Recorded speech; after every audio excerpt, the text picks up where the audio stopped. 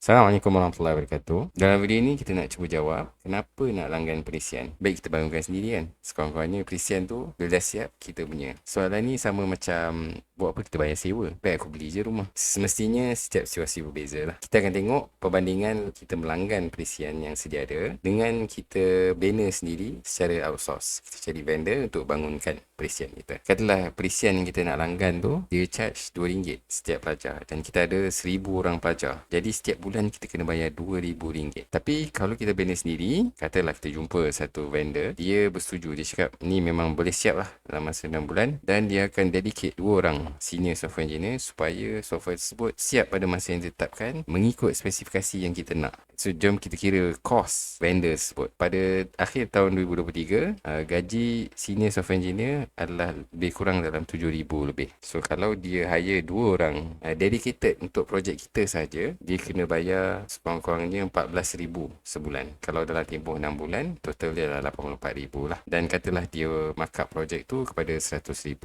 Cuma yang ni adalah cost sajalah. Agensi tu mungkin tawarkan harga yang lebih rendah. Mungkin bila buat projek tu, dia tunjuk okey ni software engineer kita yang akan bangunkan, tapi bila projek berjalan, dia ambil intern ataupun student-student universiti yang masih belajar yang tak ada pengalaman untuk bangunkan software kita. Ataupun senior software engineer yang ditugaskan tu bukan saja dedicated kepada projek kita, rupanya dia banyak lagi projek lain yang dia kena buat. Jadi dua faktor ni akan mempengaruhi tempoh projek tersebut dan juga kualiti perisian yang terhasil lah. Projek pun jalan dan last sekali lepas 6 bulan siap, tak perlu lagi bayar langganan bulanan. Cuma ada beberapa kos lain yang belum kita ambil kira lah. Contohnya adalah kos penyelenggaraan. Bila perisian tu siap, biasanya akan ada masalah ataupun bug lah dia panggil, dan akan ada tempoh maintenance. Kadang-kadang vendor akan masukkan kos maintenance tu dalam sebuah harga awal, ataupun kadang dia asingkan lah, maksudnya dah habis projek dia akan quote tempoh setahun untuk maintenance, kos dia macam ni.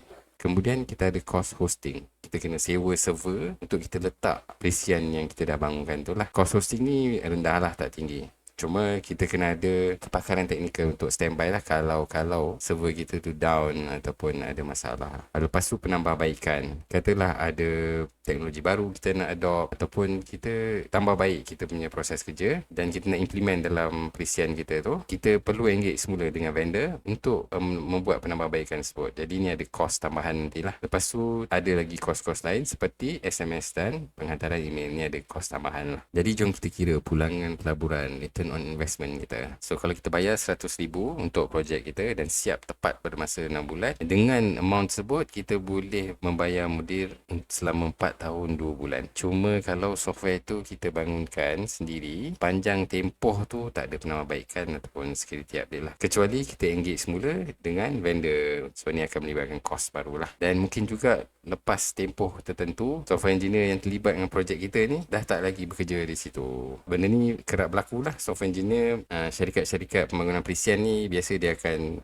perah lah dia punya engineer, assign sampai beberapa projek dan lama kelamaan engineer tu burn out dan dia berhenti. Jadi keluar masuk engineer ni biasalah dalam agensi pembangunan perisian. Jadi secara kesimpulannya, kalau ada di pasaran perisian sedia ada yang memenuhi kebanyakan keperluan kita, implementasinya jauh lebih cost efektif daripada kita membina sendiri secara outsource. Semoga bermanfaat lah perkongsian saya hari ini.